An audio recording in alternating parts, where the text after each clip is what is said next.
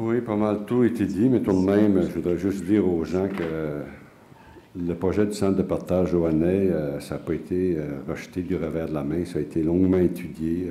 Moi, j'ai rencontré plusieurs fois l'urbaniste, j'ai eu de longues discussions avec eux. Je crois en la mission du centre de partage, nous y croyons tous, où on ne voyait pas la vie de la même façon. C'est tout simplement qu'on ne voyait pas le centre de partage et construire des résidentiels dans la cour en arrière du centre de partage. C'est là qu'on n'avait pas la même vision.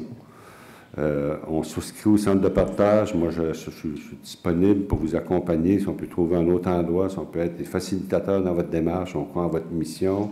On vous félicite, on vous remercie de votre implication. Tout le monde le dit ici, on est unanime là-dessus. On diffère d'approche sur la vision de cet endroit-là pour l'avenir, compte tenu du centre de partage et la construction résidentielle en arrière. C'était surtout ça, si on veut mettre le doigt sur le bobo, vraiment la problématique, c'est là qu'elle se situe. Fait que c'est là que ça se situe la problématique. Pour le reste, on trouve ça très positif. Tout ce que fait le centre de partage, bien sûr, et l'implication de ces bénévoles, on s'inscrit tous à votre mission. On l'a montré pas plus tard que l'an passé, en essayant de vous aider dans la réalisation d'un autre projet. Regardez, on était là, puis on va être encore là. C'est tout ce que je peux dire. En ce qui concerne, l'île flottante, moi ici, j'ai tombé à l'eau quand j'ai vu ça. Moi, je veux dire quelque chose, là. La ville de Saint-Jean injecte environ 1 million de dollars dans les fêtes du 350e anniversaire. Tant qu'à moi, s'il y a un projet, il doit être parrainé par l'organisation des fêtes du 350e. En tout cas, en ce qui me concerne, on n'a pas de budget. On n'a pas d'argent au budget pour dépenser d'autre argent que le million de dollars de l'argent des contribuables qui est prévu dans un projet. Quelque projet soit-il, je ne discuterai pas de la pertinence ou non pour l'instant. On l'a tous trouvé un petit peu farfelu lorsqu'on a vu ça.